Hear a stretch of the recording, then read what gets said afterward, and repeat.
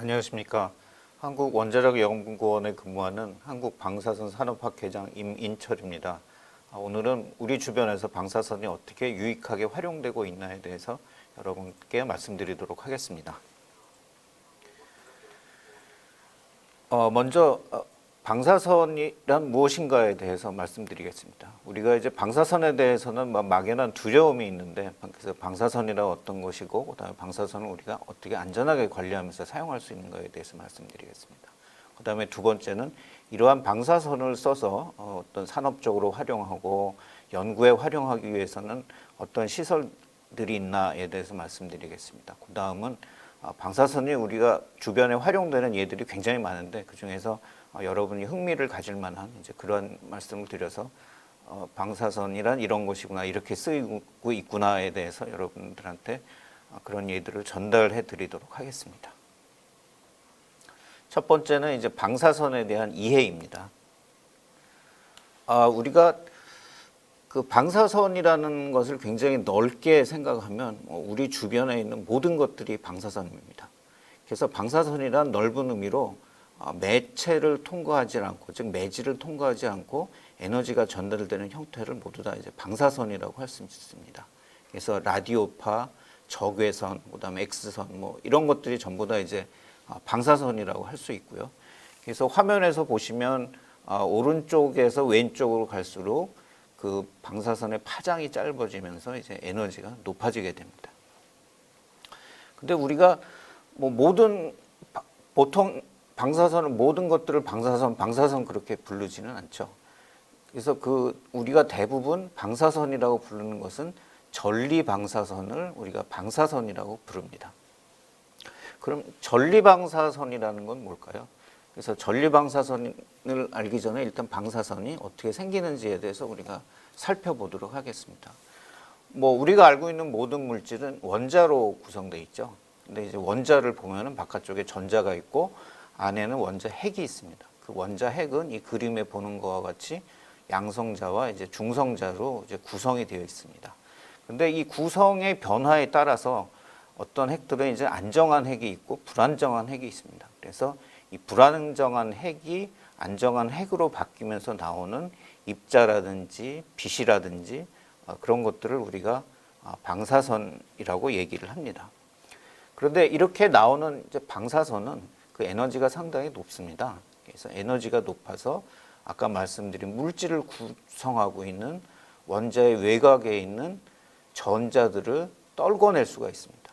그러면 원래 원자는 중성을 띠고 있죠. 핵은 양성, 전자는 음성을 띠고 있는데 전자가 떨어져 나가게 되면은 이 원자 자체는 양전기를 띠게 되고, 그래서 양이온과 음이온, 즉 전자로 이제 분리가 됩니다. 이렇게 어떤 중성인 원자가 양이온과 전자로 이제 분리되는 것을 전리라고 하는데 방사선은 이렇게 전리를 할 수 있는 능력을 가지고 있습니다. 그러면 이 방사선은 우리가 막을 수가 없을까요? 그렇지 않습니다. 방사선의 종류에 따라서 적당한 물질들을 사용을 하면 그 방사능을 우리가 막을 수가 있습니다. 그래서 그거를 조금 전문적인 용어로 차폐라고 얘기를 합니다. 그래서 맨 왼쪽에는 우리가 들어봤던 아니면 책에서 볼 수 있는 방사선의 종류가 나와 있습니다. 알파선, 베타선, 감마선, 그리고 잘 못 들었던 중성자선도 이제 방사선의 일종입니다. 근데 이 중에 제일 무거운 건 이제 알파선이 되겠습니다. 그래서 알파선 같은 경우에는 종이 한 장으로도 우리가 알파선을 차폐할 수가 있고요. 그다음에 전자로 된 베타선 같은 경우에는 얇은 금속판, 즉 알루미늄 포일 같은 것으로도 베타선을 차폐할 수가 있습니다. 또 감마선 같은 경우에는 납이나 두꺼운 철판으로 우리가 차폐를 할 수가 있고, 중성자 같은 경우에는 특이하게 물에 잘 흡수가 됩니다. 그래서 물을 함유하고 있는 콘크리트 같은 것으로 우리가 방사선 중성자를 차폐할 수가 있습니다. 이러한 수단들을 사용을 하고, 그다음에 마스크라든지 그다음에 방호복이라든지 이런 것들을 우리가 평소에 방사선을 다룰 때 사용을 하면 방사선의 위해를 받지 않으면서, 즉 안전하게 우리가 방사선을 활용할 수가 있습니다. 근데 우리 주변에는 이런 방사성 물질로, 즉 방사능을 내는 물질로 가득 차 있습니다. 칼륨 40이라는 이제 방사성 동위원소가 있는데요. 이 동위원소는 특히 우리 주변에 어디에나 있습니다. 여기 보시듯이 흙에도 있고요. 그다음에 양파에도 있고, 우리가 매일 먹는 물고기에도 있고, 그다음에 배추에도 있고, 뭐 배추가 이제 땅에서 자라니까 땅에서 이제 그 K40, 칼륨 40이 이제 흡수가 되겠죠. 그다음에 쌀에도 있고, 여기 그림에는 안 나타나 있지만 우리가 좋아하는 바나나에도 이런 방사능 물질들이 있습니다.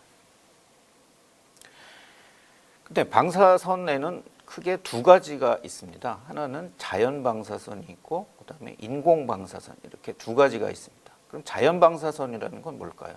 말 그대로 그냥 우리가 그냥 지구에 삶으로써, 아니면 우리가 주변에서 항상 우리가 접할 수 있는 그런 방사선이 되겠습니다.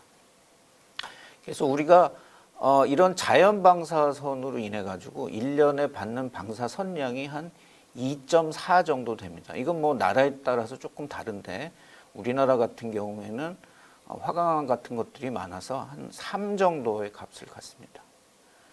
여러분이 뭐 요새는 코로나 때문에 뭐 할 수가 없지만, 대부분의 사람들이 할 수는 없지만, 우리가 뭐 해외 여행을 자주 가죠. 근데 비행기를 타고 우리가 유럽을 갔다 오면 0.07 정도의 이제 방사선을 맞습니다. 그다음에 높은 산에 올라가서 등산을 하는 경우에도 방사선을 맞습니다. 또한 브라질의 가라바시라는 특별한 지역에 있는데, 여기는 그 자연 방사선 값이 한 10 정도가 됩니다. 그래도 이곳에 사는 사람들은 건강하게 생활을 하고 있습니다. 이렇듯이 우리는 평상시에 항상 방사선을 받으면서 생활을 하고 있습니다. 그 다음에는 인공 방사선입니다. 인공 방사선은 말 그대로 우리가 특정한 목적을 위해서 우리가 만든 방사선, 아니면 특정한 목적을 위해서 만든 기기를 사용하면서 나오는 방사선을 우리가 인공 방사선이라고 합니다. 뭐 여러분이 제일 잘 아시는 게 엑스레이죠. 우리가 1년에 뭐 한 번이나 2번 정도는 우리가 항상 엑스레이로 이제 진찰을 합니다. 그런 경우에 우리가 받을 수 있는 방사선량 값이 한 0.1에서 0.3 정도 됩니다. 그리고 여기는 안 나타나 있지만, 우리가 좀 더 많이 아파서 이제 좀 더 정확히 살펴봐야겠다, 그럴 경우에는 우리가 CT를 촬영을 합니다. CT는 X선을 여러 번 찍어서 그걸 합쳐서 이제 그림을 만드는 건데요. 그런 경우에는 한 10에서 15 정도의 방사선을 받습니다. 그다음에 암 치료를 위해서 방사선을 쪼인다, 그런 경우에는 뭐 1회 치료에 6,000 정도의 방사선을 받기도 합니다. 그다음에 또 원자력 발전소에서 방사선이 높은 거 아니냐 하고 여러분들이 걱정을 많이 하시죠.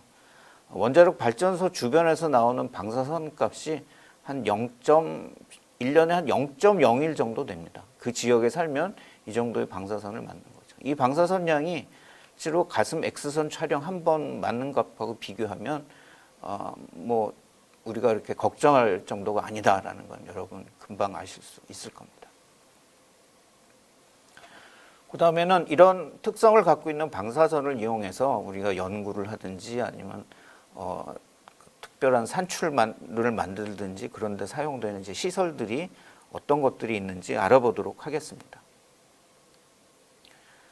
이 부분은 사실 조금 전문적인 부분이라 제가 뭐 자료도 좀 쉽게 만들려고 했는데 그 좀 한계는 있더라고요. 그래서 그렇지만 그래도 최대한 이제 여러분들이 편안하게 들으실 수 있도록, 이해하실 수 있도록 제가 설명하도록 애써 보겠습니다. 아까 처음에 말씀드렸듯이 모든 물질하고 생명체는 여러 가지 종류의 이제 원자로 구성이 되어 있습니다. 근데 이 원자는 아까 그림에서 봤듯이 또 양성자와 중성자, 그리고 뭐 그런 것들로 구성된 이제 원자핵, 그다음에 그 주위를 도는 전자로 구성되어 있습니다. 그래서 우리가 보통 우리 몸의 크기를 한 1m 정도, 1m에서 2m 정도 사이라고 알 수가 있죠. 뭐 손톱의 크기는 한 1cm 정도 되고,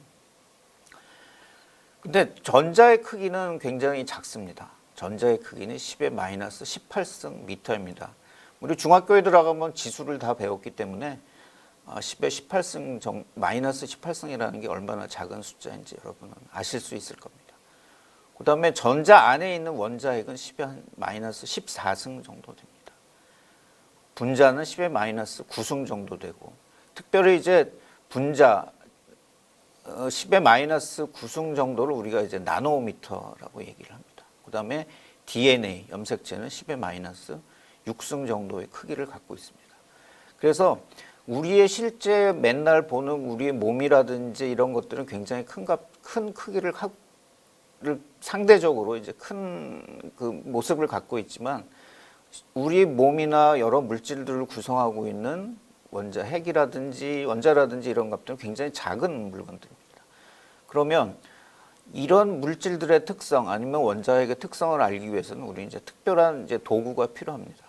뭐 이렇게 생각하시면 되겠습니다. 우리가 내 발의 크기가 얼마냐, 내 친구의 발의 크기가 얼마일까라고 이제 우리가 재고 싶을 때는 한 30cm 정도 길이의 자가 있으면 우리가 그걸 잴 수가 있습니다. 그렇게 하고 내 방의 크기는 얼마일까, 내 침대의 크기는 얼마일까, 이런 좀 더 큰 물건을 크기를 재기 위해서는 줄자라든지 한 뭐 3m 정도의 그런 뭐 나무자라든지 그런 거면 되겠죠. 근데 반대로 이렇게 작은 물질을 재기 위해서는 굉장히 작은 물질이 필요합니다. 그래서 이런 물질들의 특성을 재는데 중성자, 양성자, 전자와 같은 이런 물질들이 사용이 되고, 이것들이 전부 다 이제 방사선의 일종이죠. 그다음에 이런 물질들을 다른 물질에 하고 결합을 시키면 전혀 다른 성질, 즉 우리가 갖고 싶은 성질을 갖고 있는 이제 물질을 만들 수가 있습니다. 이것처럼 방사선을 사용을 하면은 우리 신체, 그다음에 여러 물건들을 구성하고 있는 물질의 특성을 알 수가 있고, 우리가 원하는 특성을 갖고 있는 물질을 만들 수가 있습니다. 그러면 이런 방사능을 만들어낼 수 있는 그 방사선을 이용하는 이제 연구 시설에는 어떤 게 있을까요? 첫 번째 이제 연구용 원자로가 있습니다. 연구용 원자로는 줄여서 연구로라고 얘기를 합니다. 뭐 이건 우리가 얘기하는 발전용 원자로, 즉 발전로와 같이 이제 원자로입니다. 근데 원자로는 어떤 물건이냐면 우라늄의 핵 분열에서 만들어지는 중성자를 이용해서 물질의 성질을 측정하거나 새로운 물질을 만드는 장치입니다. 그래서 이게 원자로의 이제 모형인데, 이거 이제 여기 해결료가 있고 여기서 이제 중성자가 이렇게 발생을 합니다. 그럼 중성자를 물질에다가 부딪히면 물질의 구조를 알 수가 있습니다. 그래서 나노 물질, 요새 우리 나노 얘기들 많이 하죠. 그다음에 요새 또 배터리 얘기 많이 하죠. 그래서 리튬 배터리의 특성 연구에도 쓰이고, 그다음에 또 요새 수소 연료전지 자동차들이 뭐 예전보다 많이 다니죠. 거기에 사용되는 연료전지 특성을 분석을 하고, 그다음에 수소를 저장하는 물질의 특성들을 연구하는 이런 쪽에 우리가 중성자를 활용할 수가 있습니다. 그다음에는 암의 진단, 그다음에 암의 치료, 그다음에 우리가 가스관이라든지 그런 큰 물건들을 용접하고 난 다음에 그것들을 검사하는 이런 비파괴 검사에도 우리가 동위원소를 동위원소를 사용을 하는데, 이러한 동위원소들을 우리가 연구용 원자로에서 만들고 있습니다. 그 다음에는 재료의 방사선적 특성을 우리가 측정하고 분석하는데도 이제 연구용 원자로를 사용을 할 수가 있습니다. 우리가 발전용 원자로는 핵에서는 핵분열이 일어나죠. 그럼 핵분열이 일어나면 거기에 이제 중성자가 나옵니다. 근데 발전용 원자로에서는 안전이 굉장히 중요하기 때문에 우리가 새로 개발한 물질들을 사용하기 전에 그 물질의 특성이라든지 안전성 같은 것들을 검증을 해야 됩니다. 확인을 해야 됩니다. 그럼 확인을 하기 위해서는 중성자가 있는 곳에서 그걸 확인을 해야 되겠죠. 그래서 실제로 우리가 어떤 개발한 물질들을 원자로에 사용하기 전에 연구용 원자로에다가 장전을 하고 그 물질에 이제 중성자를 부딪혀서 이 물질의 특성은 어떻구나, 이 물질의 안전도는 어떻구나라는 것을 우리가 확인을 할 수가 있습니다. 그 다음에는 여러분한테 좀 생소한 얘기일 수도 있는데 연구용 원자로, 연구로를 사용을 하면 반도체 재료도 생산을 할 수가 있습니다. 그래서 이렇게 생산한 반도체는 뭐 우리 모터가 들어가는 자동차, 그러니까 하이브리드 자동차, 그다음에 연료전지 자동차 뭐 이런 데 다 사용을 할 수가 있고, 그다음에 우리가 뭐 한 달에 한 번씩은 타는 고속철도에 들어가는 모터를 만드는 데도 사용이 되고, 그다음에 풍력, 태양력 시스템에도 이렇게 만든 반도체들이 사용이 됩니다. 그다음에 중성자를 가지고 이제 물질의 특성을 분석을 할 수 있기 때문에 우리 주변에 많이 쓰는 물건들, 뭐 보석이라든지 아니면은 요새 뭐 미세먼지가 많이 이제 그 얘기가 되죠. 그래서 미세먼지에는 과연 어떠한 물질들이 들어가 있을까? 이것들을 분석을 하는데도 연구용 원자로에서 나오는 중성자를 이용을 하고 있습니다. 그 다음에는 이제 가속기가 또 이제 중요한 방사선을 이용하는 연구 시설입니다. 요새 뭐 가속기를 새로 만든다 뭐 해가지고 가속기 얘기 많이 들어보셨을 겁니다. 근데 가속기에는 여러 종류가 있고 그 다양한 가속기가 우리나라에 존재하고 그다음에 새로 가속기를 만들고 있습니다. 그래서 가속기는 말 그대로 가속, 입자의 속도를 빠르게 만드는 거죠. 입자의 에너지를 크게 만드는 것입니다. 근데 크게 나누면 양성자나 중이온처럼 이렇게 무거운 핵을 이제 가속하는 가속기가 있고, 가벼운 전자를 가속하는 전자 가속기가 있습니다. 근데 이 그 전자나 아니면 양성자가 직선으로 된 관을 흐르냐 아니면 둥그런 링을 따라서 그 돌면서 에너지가 높아지느냐에 따라서 선형 가속기, 뭐 원형 가속기 이렇게 나눌 수가 있습니다. 그래서 뭐 여러분이 자주 들어보셨던 그 포항에 있는 광가속기는 두 가지가 있는데, 하나는 원형 가속기이고 하나는 선형 가속기입니다. 그래서 대형 가속기만을 이제 따로 정리해 보면 이 표에 있는 바와 같습니다. 앞에서 이제 말씀드렸듯이 포항에는 방사광 가속기가 두 개가 있습니다. 그래서 하나는 이런 원형 가속기, 하나는 선형 가속기입니다. 그다음에 경주에는 이제 양성자를 가속하는 양성자 가속기가 있고, 그다음에 지금 대전에는 중이온 가속기, 라온이라는 가속기가 새로 만들어지고 있는데, 이거는 좀 양성자보다도 훨씬 무거운 그런 핵을 이제 가속해서 뭐 새로운 이제 동위원소를 만든다든지 새로운 물리적 현상을 관찰하든지 그런 데 이제 사용되는 가속기입니다. 그다음에 우리 한국 원자력연구원에는 사이클로트론이라는 이제 가속기가 있습니다. 물론 서울에 가면 원자력의학원에도 이 사이클로트론이 있습니다. 여러분들 물리 시간에 플레밍의 왼손 법칙이라는 거를 배우셨을 걸로 제가 생각이 됩니다. 그래서 플레밍의 왼손 법칙이 뭐냐면 자석 속에서 전기를 띤 입자가 흘러가게 되면 그 입자의 방향이 바뀐다는 거죠.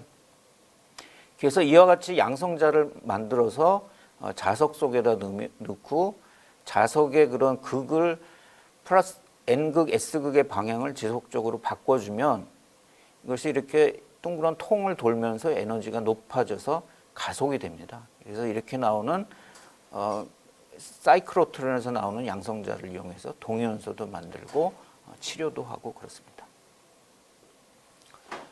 그 다음에는 전자선 가속기입니다. 전자선 가속기는 아까 처음에 말씀드렸듯이 전자의 무게가 그 양성자 아니면 핵보다 굉장히 가볍기 때문에 다른 가속기들보다는 좀 간단한 구조를 하고 있습니다. 그래서 여기 전자총이라는 게 있습니다. 전자총에서 이제 전자가 나오죠. 뭐 전자총은 우리 옛날에 그 브라운관 TV를 볼 때 맨 뒤에 그 불쑥 튀어져 나온 이제 그 부분이 전자총이다, 이렇게 이해를 하시면 되겠습니다. 그래서 전자총에서 전자가 나오면 거기서 이제 전압을 걸면은 이제 전자가 이제 가속이 됩니다. 그래서 에너지가 높아지면 맨 끝에 이제 자석을 놓습니다. 자석을 놓으면 아까 뭐 다른 가속기에서 마찬가지로 이 전자가 방향이 바뀌면서 전자가 이렇게 부채꼴 모양으로 이렇게 펴지게 됩니다. 그러면 그렇게 나온 이제 전자 빔을 우리가 원하는 시료에다가 아니면 뭐 재료에다가 이렇게 쪼이면 우리가 이 시료의 특성이 변하면서 우리가 원하는 시료의 재료의 특성을 얻을 수가 있습니다. 그래서 정읍에 가면 이제 첨단 방사선 연구원이라고 있는데 거기 가면은 여러 개의 전자선 가속기가 있어서 여러 가지 연구도 하고 그다음에 제품을 만드는 데도 이제 사용이 되고 있습니다. 그다음에는 그 굉장히 빠른 전자빔을 만드는 그런 초고속 방사선 연구시설이라는 것도 있습니다. 이거는 그 광전 효과를 이용하는 그 가속기라고 생각하시면 되겠는데요. 광전 효과는 뭐 여러분 들어보셨죠? 아인슈타인이 처음에 노벨상을 받은 게 광전 효과에 의해서 이제 노벨상을 받았죠.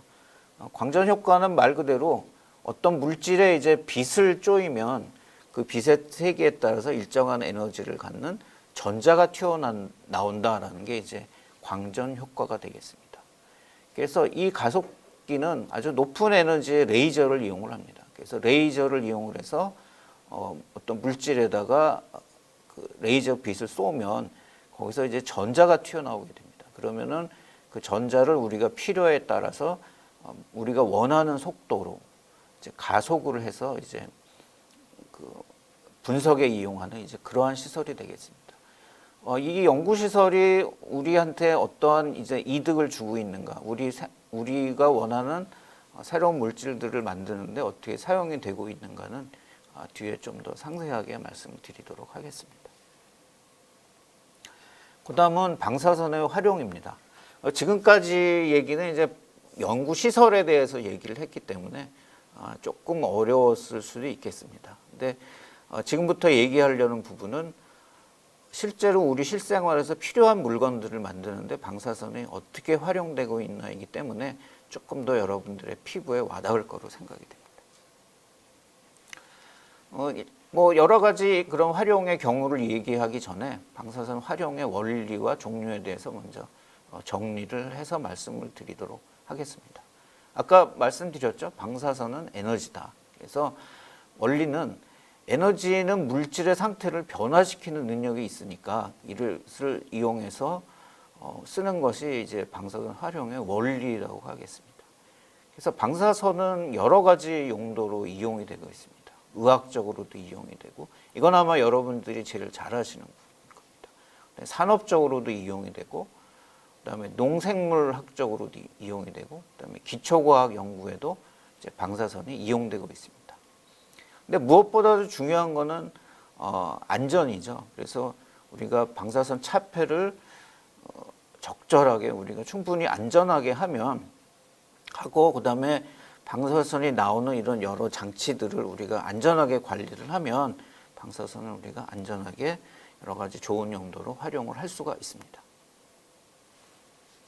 여기 나오는 분들은 여러분들이 대개 다 아는 분들일 겁니다. 처음으로 X선을 발견한 렌트겐, 그다음에 큐리브이는 너무 잘 아시죠. 라듐을 발견했고, 그다음에 상대성 원리를 발견한 아인슈타인, 그다음에 핵분열의 원리를 처음 발견한 오토 한, 그다음에 세계 최초의 원자로를 완성한 페르미. 여러분들 대개 한 번쯤은 이제 들어보셨을 이제 물리학자들입니다. 이 사람들의 공통점이 뭘까요? 이분들은 전부 다 20세기 초에 물리학상을 받은 분들인데 전부 다 그런 그 핵물리를 연구하든지 아니면 그런 핵 반응에서 나오는 방사선에 대한 것들을 연구를 해서 노벨상을 받았다는 데 이제 특징이 있겠습니다. 이것처럼 우리가 20세기 들어서 새로운 과학을 시대를 열고 새로운 이제 문명의 이기를 즐기는 데는 이러한 과학자들이 많은 기여를 했고, 그다음에 그 방사선에 의해서 우리가 보는 혜택들을 잘 모르지만 굉장히 크다 이제 이렇게 말씀을 드릴 수가 있겠습니다. 그럼 맨 처음에 의학적인 활용에 대해서 말씀드리겠습니다. 뭐 여러분 너무 잘 아시죠? X선 검진. 그다음에 우리가 뭐 암에 걸리거나 그러면은 병원에 가서 이제 방사선을 쪼입니다. 그래서 암 치료에도 사용이 되고, 그다음에 아까 말씀드렸듯이 CT 이런 것 그 진단하는데 CT 같은 이제 영상들을 찍는데도 결국은 방사선이 사용이 됩니다. 그럼 좀 더 이제 재미있는 경우에 대해서 말씀을 드려보도록 하겠습니다. 맨 처음에는 방사성 동위원소는 진단과 치료에도 이용이 됩니다. 우리가 이제 국내에서 이제 암을 진단하는 데 있어 가지고 한 80% 정도가 방사성 동위원소를 이용해서 암을 진단을 하고 있습니다.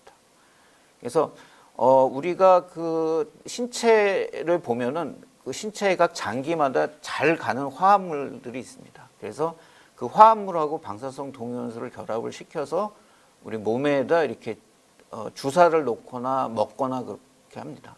그러면 그런 화학 물질들이 방사성 물질과 같이 특정 부위로 이제 쌓이게 됩니다.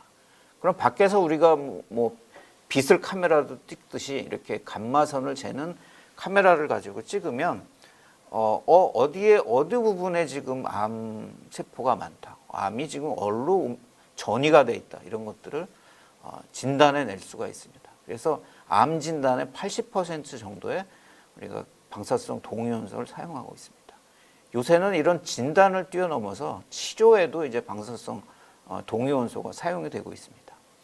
보통 우리가 뭐 방사선을 밖에서 쪼여서 이제 그 암세포를 치료를 하면 그 암세포만 그 없어지는 것이 아니라 주변에 우리가 문제가 없는 세포들도 이제 같이 그 사멸이 돼가지고 부작용이 생길 수가 있습니다. 그래서 그걸 최소화하는 방법이 방사성 동위원소를 이용한 표적 치료입니다. 그래서 요새 뭐 바이러스 얘기가 굉장히 많이 이제 얘기가 되고 있기 때문에 그런 항원, 항체 이런 것들은 여러분들 굉장히 이제 익숙하실 겁니다. 그래서 그런 항체에다가 방사성 동위원소를 붙여가지고 우리 몸에 주사를 합니다. 그러면 이 항체가 우리가 이제 없애야 되는 그런 표적이 되는 그런 항원을 찾아갑니다. 그래서 굉장히 국부적으로 이제 아주 우리가 필요한 곳에만 이제 방사선이 가게 되죠. 그래서 암세포를 이제 가 죽고 그러면서 이제 질환이 우리 병이 낫게 됩니다. 이거를 표적 치료라고 합니다. 그래서 스티브 잡스 같은 경우에도 혈액암으로 굉장히 고생을 했는데 스티브 잡스도 이런 그 표적 치료를 받아서 그래도 생명에 많이 연장이 된 경우였습니다. 그다음에 요새 뭐 유행하는 AI 있잖아요. Artificial Intelligence, 인공지능도 방사선을 이용한 진단에 많이 활용이 되고 있습니다. 그래서 이런 CT라든지 엑스레이 사진들을 판독하는데 AI 기술을 결합을 하면 지금까지의 그런 어떤 진단보다도 훨씬 더 정확하게 빨리 진단을 해낼 수가 있고, 그래서 이러한 부분들을 AI하고 방사선 기술이 결합되는 것들은 앞으로 좀 더 늘어날 것으로 이제 생각이 됩니다. 그다음은 이제 산업적으로 이제 활용하는 경우에 대해서 말씀드려 보겠습니다. 뭐 제일 친근한 거 이제 말씀드리면 우리 공항에 가서 어디 여행할 때 보면 짐 붙이죠. 그 짐 검사 전부 다 이제 엑스레이 가지고 합니다. 그다음에 우리나라는 이제 물건 수출이라든지 수입 그런 것들이 많죠. 우리나라 전체 GNP 중에 한 80%가 수출 수입에 의존을 하고 있습니다.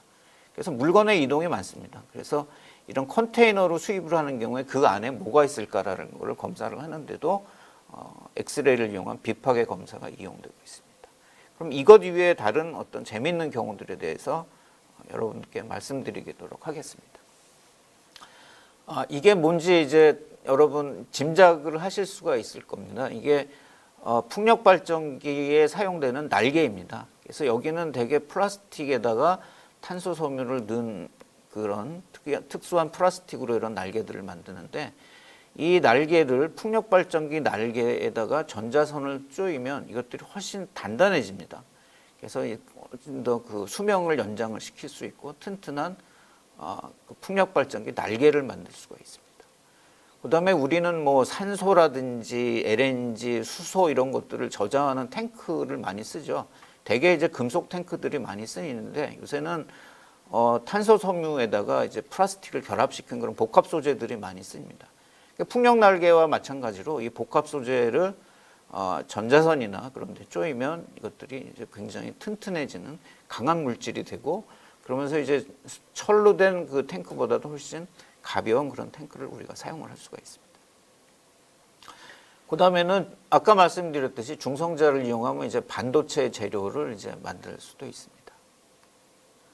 되게 이제 반도체는 컴퓨터에 들어가는 이제 반도체가 있고, 그 다음에 모터라든지 그런 데 사용되는 이제 전력 반도체가 있습니다.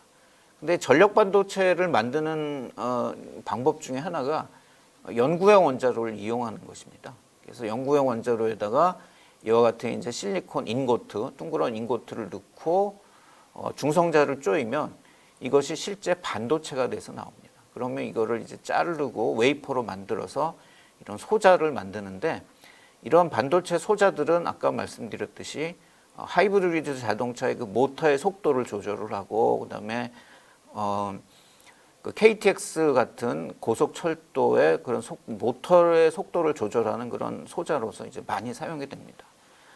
또한 그 요새 뭐 많이 늘어나고 있는 풍력 발전이라든지 태양력 발전에서 교류를 직류로 바꾸고, 직류를 또 교류로 바꾸고, 이제 그러한 그 전력 변환에도 이렇게 이런 그 반도체 소자들이 많이 이용이 되고 있고, 그것들 중에 고급 소자들은 이제 연구용 원자로를 이용해서 생산되고 있습니다. 그 다음에는 폐플라스틱의 재활용에도 이제 방사선을 쓰자라는 연구들이 이제 많이 진행되고 있습니다. 뭐 폐플라스틱이 문제라는 건 여러분들 다 아실 겁니다. 뭐 태평양에서 뭐 거북이가 죽었는데 봤더니 뭐 플라스틱이 몸 안에 많더라. 뭐 이제 그런 것들이죠. 그래서 우리가 생활에서 플라스틱을 줄이려고 많이 노력을 하고 있죠. 그 중에 하나가 적게 쓰는 거, 그 다음에 우리가 사용한 플라스틱을 재활용을 하는 일입니다. 그래서 그러한 일에도 우리가 이제 방사선을 활용을 할 수가 있습니다. 그래서 일단 여러분들이 쓰레기가 아니라 플라스틱, 페트병 같은 걸 이렇게 모아가지고 공장으로 보내면 거기서 이제 그것들을 적당한 크기로 자르고 이제 세척을 하는 공정을 거치게 됩니다. 그럼 그 다음에 이제 물기를 말려냅니다. 그 다음에 또 오염물들을 제거를 하고, 그런 다음에 이것들을 필요에 따라서 이제 가느다란 섬유로 뽑고, 그 다음에 그걸 다시 분필처럼 이렇게 작게 만듭니다. 이렇게 만든 폐플라스틱을 전자선 가속기에다가 전자선을 쪼이면 우리가 원하는 물성을 갖는 새로운 플라스틱을 만들 수가 있습니다. 그럼 이 플라스틱을 가지고 우리가 일상생활에 또 쓰일 수 있는 다른 재료를, 플라스틱 재료가 쓰이는 거죠. 그렇게 되면은 우리가 버리는 플라스틱이 그냥 그 뭐 폐기물 그런 뭐라 그러나요? 그런 그 쓰레기장에 가서 그대로 묻혀서 이제 우리가 오랫동안 그 보관해야 되는 그 폐기물로 머무는 것이 아니라 재활용이 되면서 우리 이제 그 폐기물 양도 줄일 수가 있고, 그다음에 삶의 질의 향상에도 이제 도움이 되겠습니다. 그 다음에는 이제 농생물학적 이용입니다. 그래서 뭐 방사선이 에너지라고 그랬죠. 그래서 식품 같은 데 쪼이면 거기에 있는 이제 병균 같은 걸 죽이는 그런 멸균에도 이용이 되고, 그다음에 품종 개량, 그다음에 우리가 원하는 식품 개발에도 이제 방사선이 쓰이고 있습니다. 뭐 예를 들어서 우주식품, 그러니까 우주인들이 먹는 그 식품 같은 것들을 만드는 데도 이제 방사선이 활용이 되고 있습니다. 몇 가지 예를 들어보도록 하겠습니다. 첫 번째는 백신의 개발에도 지금 이제 방사선이 활용이 되고 있습니다. 그래서 백신 얘기가 많이 신문에도 나오고 방송에도 나오죠. 근데 제일 그 전통적인 방법은 뭐냐면은 생균 백신입니다. 그러니까 균이 이제 살아 있는 거죠. 근데 이제 생균 백신들의 이제 독성을 없애서 우리가 백신으로 쓰기 위해서는 돌연변이 과정을 거쳐야 됩니다. 그래서 독성이 낮은 이제 균주를 만들어내야 되는데, 뭐 자연 돌연변이라든지 아니면 다른 방법을 쓰는 이제 그 균주를 만들려면 시간이 많이 걸립니다. 시간이 많이 걸린다는 거는 그만큼 이제 우리가 위험에 노출될 가능성이 많다는 거죠. 그런데 방사선을 쪼이면 이런 미생물에서 이제 그 돌연변이가 일어나면서 우리가 원하는 그런 약화된 그런 미생물들을 우리가 좀 더 짧은 시간에 얻어낼 수가 있습니다. 그 다음에는 사균 백신에도 우리가 방사선을 이용을 할 수가 있습니다. 뭐 생균은 균이 살아있다 그래서 생균이고, 사균하면 균이 죽어있다 그래서 사균이죠. 그래서 이거는 균을 아예 죽인 거는 아니고 균에 있는 그런 어떤 유전적인 형질만을 죽인 것이 사균입니다. 그러니까 유전적인 형질은 이제 우리가 DNA 쪽에 있죠. 그래서 되게 화학적인 방법으로 이런 DNA를 죽이거나 그렇게 해서 사균 백신을 만드는 게 이제 일반적인 방법입니다. 그런데 이렇게 하다 보면은 우리가 원하는 부분, 즉 우리 몸에 넣어줘야 되는 항원의 성질 자체도 이제 없어져서 그런 그 백신의 효능이 떨어지는 이제 그런 문제가 있습니다. 그래서 그거를 이제 극복하는 방법 중에 하나가 뭐냐면 이런 사균 백신을 만드는데 이제 방사선을 이용을 하는 겁니다. 그래서 방사선을 쪼이면 바깥쪽은 그대로 있고 깊이 투과가 돼서 안에 이제 있는 이제 DNA만 이제 죽이게 됩니다. 그러면 이런 우리가 원하는 항원의 성질은 최대한 유지를 하면서 효능이 좋은 그런 백신을 만들 수가 있습니다. 그래서 이런 방법들이 아직 그 사람용 이제 백신에는 아직 사용되지는 않고 있고, 뭐 동물용 백신을 개발하는데 이런 방법들이 지금 연구가 되고 있습니다. 그 다음에는 돌연변이입니다. 그래서 방사선을 쪼이게 되면 그런 유전적 형질이 이제 영향을 받을 수가 있죠. 그거에 따라서 만들어지는 게 돌연변이고, 그래서 돌연변이 이런 방사선의 이런 성질을 이용을 하면 여기 사진에 있는 이제 꼬마 무궁화 같이, 뭐 무궁화는 원래 굉장히 키가 한 1m에서 한 1m 50 정도 되는 큰 나무죠. 근데 쪼이면 이제 얘가 크게 못 자라고 이제 키가 작은 이제 꼬마 무궁화가 됩니다. 그러면 우리가 무궁화 보고 싶은데 무궁화를 이렇게가 작게 되면 우리가 항상 책상에도 놓고 무궁화를 볼 수 있는, 그럼 우리가 원하는 종자라든지 꽃들을 개발을 할 수가 있습니다. 그 다음에는 중성자를 이용한 물성 분석에 대해서 좀 더 자세히 말씀드리겠습니다. 그래서 우리가 그 어떤 물질이 딱딱한 물질이냐 아니면 부드러운 물질이냐라는 거를 제일 쉽게 알 수 있는 방법은 우리가 만져보는 거죠. 근데 물질이 굉장히 뜨겁거나 아니면 차가워서 그 물질을 만질 수가 없다면 쉽게 하는 방법이 뭐냐면 우리가 공을 튀겨보는 겁니다. 그래서 공을 튀겨서 공이 이제 높이 올라오면 그건 이제 딱딱한 물질이고, 공이 조금 튀어 오르면 이제 부드러운 물질이라는 걸 알 수 있죠. 이것처럼 우리가 눈으로 볼 수 없는 미지 세계의 원자로에서 나오는 중성자를 쪼여서 그 반사돼서 나오는 중성자의 에너지를 측정을 하면 우리가 구조를 할 수가 있고, 에너지를 측정을 하면 우리가 그 원자가 어떻게 떨고 있는지 그런 동적인 모습을 알 수가 있고, 그 각도를 튕겨져 나오는 중성자의 각도를 측정하면 구조가 어떻게 되어 있나를 알 수 있습니다. 조금 그 복잡하기는 한데, 근데 의외로 이러한 그 중성자를 이용한 물질 분석에 우리 주변에 있는 여러 물건들을 분석하는데 사용이 되고 있습니다. 여기 있듯이 뭐 심장 박동기에 들어가는 리튬 배터리, 그다음에 에어백 속에 있는 센서, 그다음에 화장품 입자의 분석, 그다음에 인공 렌즈 분석, 뭐 많습니다. 카메라 칩 분석, 반도체 칩 분석, 신용카드 필름 분석, 뭐 이런 여러 가지 우리의 생활 속에서 많이 접할 수 있는 그런 물질들을 만드는 재료의 특성을 분석을 하는데 중성자가 널리 사용되고 있습니다. 그래서 중성자를 우리의 눈에 볼 수 없듯이 중성자가 어디에 사용되는지도 우리가 잘 모르지만 우리 주변에는 중성자를 이용해서 만들어진 물건들이 굉장히 많습니다. 그 다음에는 양성자를 이용한 반도체 성능을 평가하는 것도 굉장히 중요한 연구, 이제 우리 생활의 일부가 될 것으로 지금 생각이 됩니다. 우주에서는 태양풍이 오고 그 태양풍 속에는 이제 양성자가 포함이 돼 있죠. 근데 이 양성자가 지구 안에 들어오게 되면 일부가 들어옵니다. 일부가 들어오면 그게 대기하고 충돌을 해서 이제 중성자가 생깁니다. 근데 이게 어떤 문제를 일으키냐면은 우리가 익히 들은 그런 자동차 급발진 그런 문제에 이런 대기 방사선이 문제다라는 얘기가 지금 거의 정설로 되고 있습니다. 그래서 이렇게 만들어진 방사선이 그 차의 그런 제어 장치에 있는 반도체에 들어가게 되면 그 반도체 칩에 오작동을 만들어냅니다. 그러면서 이제 자동차에 오발진이 나고 그런다는 거죠. 그런데 지금 차량용 반도체 요새 얘기 많이 나오듯이 차에 쓰이는 반도체는 지금 훨씬 많아지고 있습니다. 그래서 이런 그 양성자를 이용한 반도체 특성 분석이 우리한테 굉장히 예전보다 훨씬 중요해지고 있습니다. 그 다음에는 방사성 동위원소를 이용을 하면 우리 주변에는 여러 물질의 나이를 알 수가 있습니다. 그래서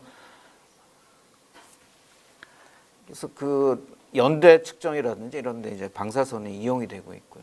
그 다음에 아까 말씀드렸던 이런 고속 전자를 이용하면 이런 그 태양연 전지의 좋은 물질로 쓰이는 페로브스카이트의 어떤 물성을 알아보는데도 활용이 됩니다.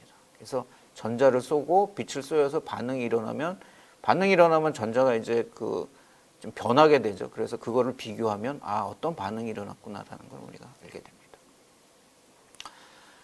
이와 같이 방사선이 지닌 물질의 상태를 변화시키는 능력을 우리가 다양하게 활용할 수가 있습니다. 그래서 무엇보다 중요한 건 방사선을 철저히 방어하고 그다음에 안전하게 관리하면 매우 유용하게 활용할 수 있다라는 것이겠습니다. 그래서 앞에 보였듯이 그런 방사선은 실제로 의학, 산업, 농생물학, 기초과학 등 여러 분야에 다양하게 활용이 되고 있고 여러분이 잘 느끼지는 못하지만 풍력 발전, 태양력 발전 같은 재생에너지 활용에도 유용하게 사용되고 있고 또 반도체 재료나 소재의 개발과 특성 분석에도 많이 활용이 되고 있습니다. 그다음에 이러한 활용은 환경 보전이 중요해지고 AI 기술이 중요해지고 자율주행 자동차의 활용이 증가할 것으로 예상되는 그런 시대가 옴에 따라 그 중요도는 더욱 올라가고 있다 하겠습니다. 네, 감사합니다.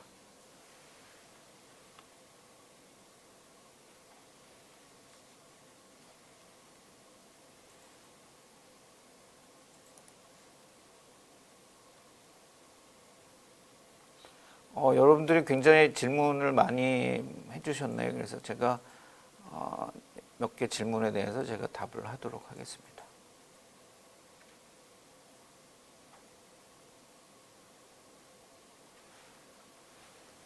좋은 강연 기대할게요 하셨는데 좋은 강연이 됐으면 고맙겠습니다.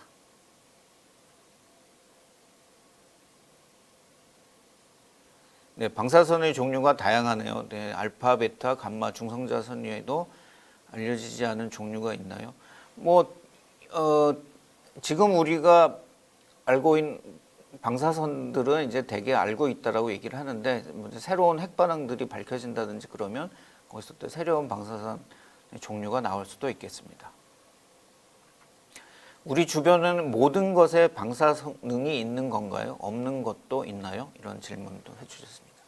네, 우리 주변에 있는 물질 중에 방사능을 내는 물질이 많습니다. 그런데 모든 물질에 이제 방사능이 있는 것은 아닙니다.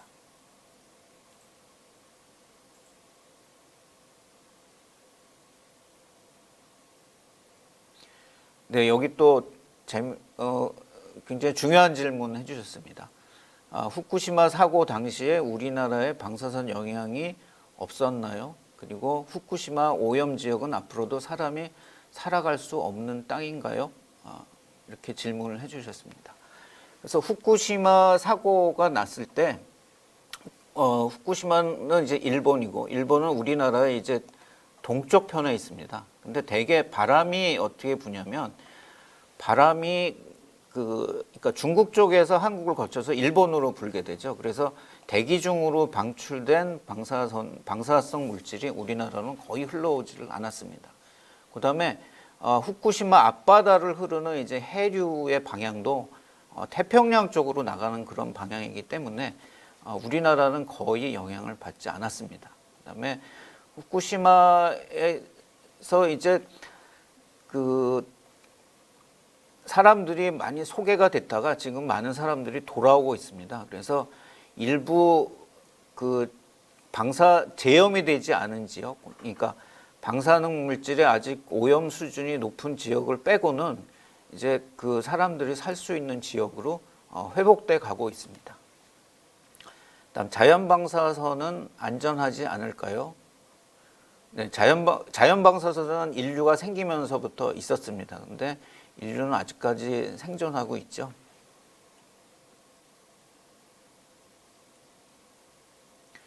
음식이나 자연환경, 대지에도 방사선이 나온다고 하는데 쌓이고 쌓이면서 신체에 해를 미치지 않나요?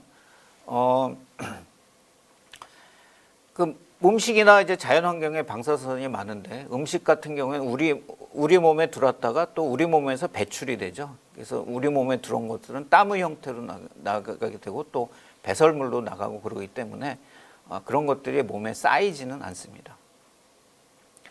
네, 우리 주변에 어떤 물질들이 있나요? 그 제일 대표적인 것이 아까 말씀드렸던 칼륨 40입니다. 그래서 그러한 물질들은 우리 주변에 먹는 물질에도 매일 먹는 물질에도 있고, 그다음에 시멘트, 우리 그 건물 이제 그런 데도 이제 있습니다. 시멘트에 포함이 되기 있기 때문에 우리 건물에서도 그런 것들 때문에 방사선이 나오게 되겠습니다. 다음 또 질문입니다. 방사선 활용보다도 방사선 자체에 대한 질문들이 굉장히 많습니다. 그래서 자연 방사선과 인공 방사선에 상시 노출되어 있는데 사람이 인체에 영향이 없는 방사선량 값은 어느 정도인지요? 우리가 아까 말씀드렸듯이 우리가 접하는 이제 자연 방사선의 양은 한 2에서 3 정도 됩니다. 그리고 인공 방사선의 양은 우리가 1년에 1 이하가 1을 넘지 않도록 관리를 하고 있습니다. 그런데 그 1이라는 값이 어떤 값이냐면은 방사선에 의해서 그런 우리가 신체에 영향이 나타날 수 있는 그런 것들이 전부 다 이제 영향이 없는 그런 값, 그렇게 이제 설정이 되어 있는 값입니다.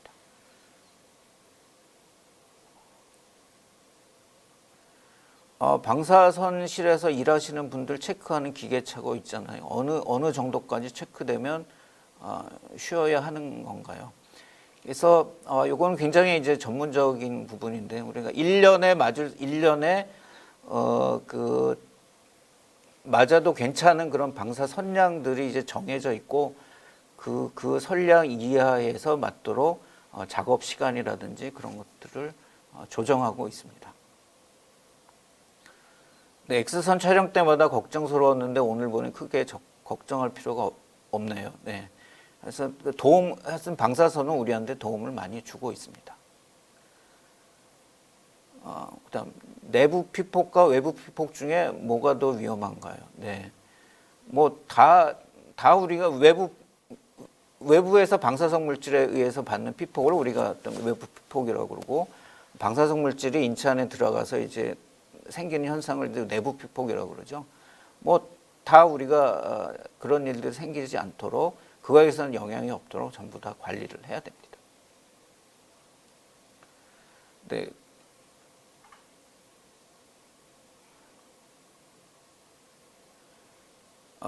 CT나 엑스레이 같은 걸 자꾸 찍게 됩니다. 아무래도 노출량이 많아지면 안 좋을 것 같은데 몸에 이상은 없을까요? 네, 이거는 병원에 계시는 의사 선생님들이 그런 영향이 생기지 않도록 전부 다 이제 진단이라든지 그런 것들을 관리를 하고 계십니다.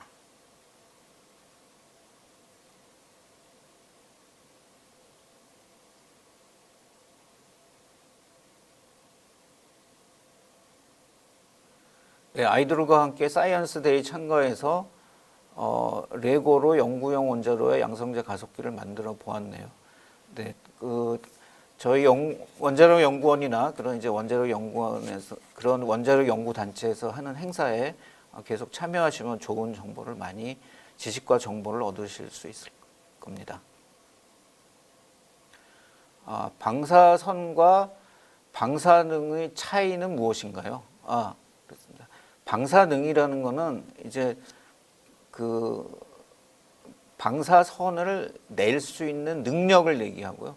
방사선이라는 것은 이제 거기서 나오는 그 말 그대로 방사선, 그걸 이제 에너지를 우리가 방사선이라고 합니다. 그러니까 방사능은 에너지를 낼 수 있는 능력이고 방사선은 에너지 자체를 얘기하겠습니다.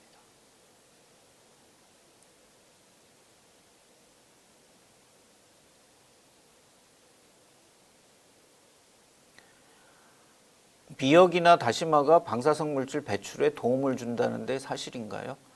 네, 이제 미역이나 다시마에는 아이오다인, 그러니까 옥소가 들어가 있습니다. 그래서 옥소 그런 이제 미역이나 다시마를 이제 먹으면 옥소가 이제 이 갑상선에 쌓이면서 그 방사성 옥소가 우리 몸에 추가적으로 들어오는 것을 막습니다. 그래서 방사성 물질 배출에 도움을 준다기보다도 그런 방사성 물질을 가진 옥소가 우리 몸에 많이 들어오는 것을 막는다, 이렇게 이해하시면 되겠습니다.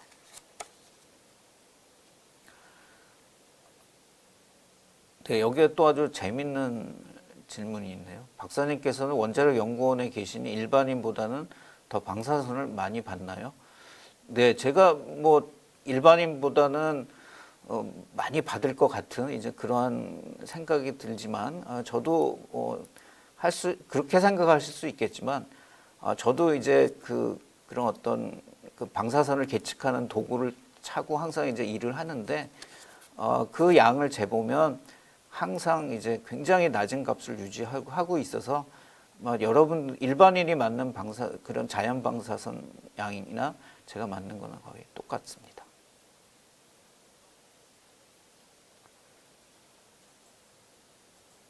그다음에 이제 방사선의 활용에 대해서 여러분들이 질문을 많이 해주셨습니다.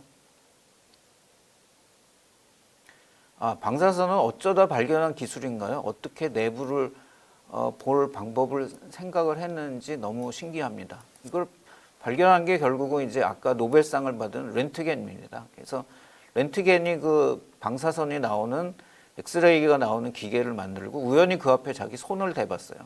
그리고 그 뒤에 사진을 찍는 필름을 대봤더니 자기 손에 있는 뼈가 찍히는 거예요.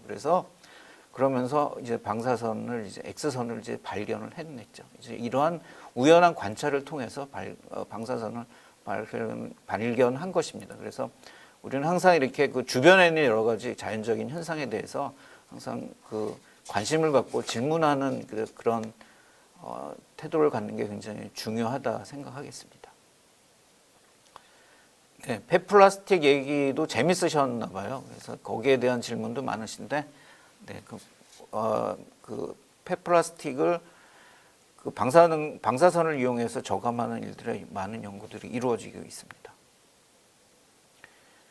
생균 백신과 사균 백신 그 얘기도 재밌으셨던 것 같습니다. 그래서 거기도 많은 질문들 또 코멘트를 해주셨습니다. 네, 여기 또 활용에 대한 질문이네요. 활용과 안전에 대한 같은 질문인데, 방사선을 활용하면 농작물도 부피를 늘리는 농작물을 대량 생산 가능한데 이런 생산물을 섭취 시 인체에는 영향이 없는지요? 이게 복잡한 과정인데 없습니다. 예.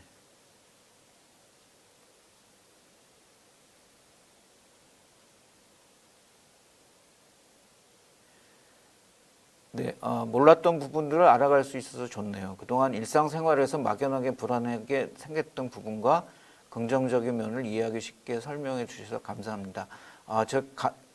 쉽게 설명하려고 노력은 했는데 또 질문이 있으면 해주시기 바랍니다.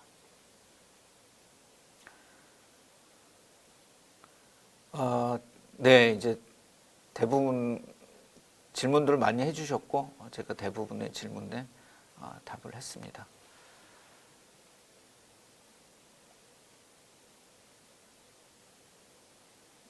제가 또 빼뜨린 질문이 있는지 한 번 더 살펴보겠습니다.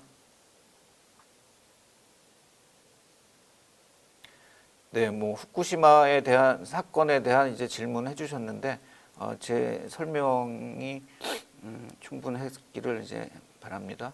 여기 뭐 그렇게 쓰셨네요. 우리나라는 영향을 받지 않았군요. 다행이네요. 예. 제가 설명을 그래도 나름 잘 한 것 같습니다.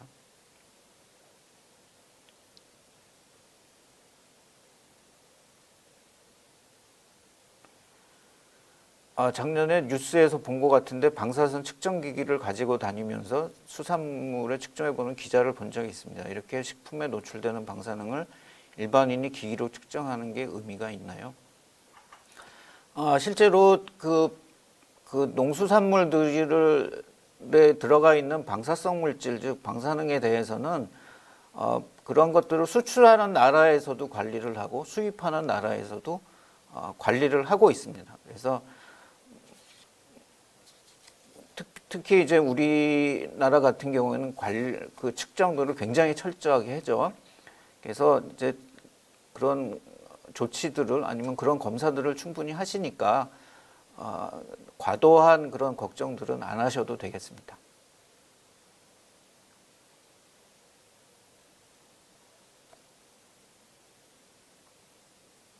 아까 여기 또 중성자 활용에 대해서 그 질문을 하셨네요. 그래서 제가 물성이라고 했는데 그 물성이라는 게 무엇을 뜻하는 거예요? 라는 질문이 있습니다.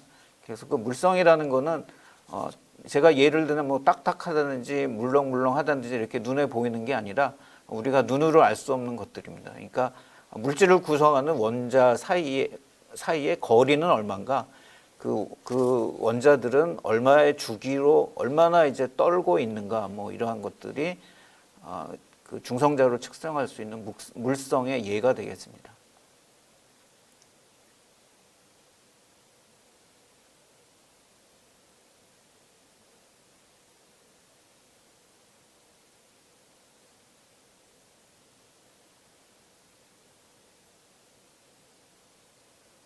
네, 물성이 변한 플라스틱을 다시 재활용이 가능한가요? 네, 가능합니다. 그러니까 방사선을 쪼여서 우리가 원하는 물성을 가진 그런 변화된 플라스틱을 만드는 겁니다. 네, 플라스틱 환경 오염이 심각하죠. 네, 심각합니다. 그래서 이 폐플라스틱을 방사선을 이용한 폐플라스틱의 재활용에 뭐 우리나라 연구자들뿐만 아니라 전 세계 연구자들이 노력하고 있습니다.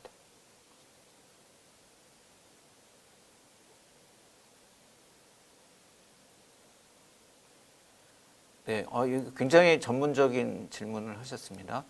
사람이 받는 방사선량은 어떻게 측정하는 건가요? 쉽게 말씀을 드리면 아까 말씀드렸죠. 방사선은 전리 기능을 갖고 있다고 했습니다. 그러니까 원자를 플러스 전기를 가진 핵과 마이너스 전기를 가진 전자로 나눕니다. 그러면은 그렇게 전하를 띤 물질이 됐다라는 것은 그 전류를 만들어낸다는 거죠. 그래서 그런 전류를 측정을 하든지 아니면 방사선이 어떤 물질에 부닥치면 빛을 냅니다. 그래서 그 빛의 세기를 측정을 한다든지 이런 방식으로 해서 우리가 방사선량을 측정하고 있습니다. 네, 방사성 동위원소 저희 시아버님도 했는데 놀라운 의학과 방사선의 발전인 것 같습니다. 네, 그래서 실질적으로 그 방사성 동위원소를 이용해서 이제 본인이 그런 치료를 해봤다든지 경험해 보셨다든지 아니면 가족 중에 그런 치료를 경험을 하신 분들이 우리 주변에 이제 굉장히 많고 이제 그 부분들이 방사선이 우리 국민들한테 아니면은 대중들한테 줄 수 있는 큰 이득 중에 하나입니다.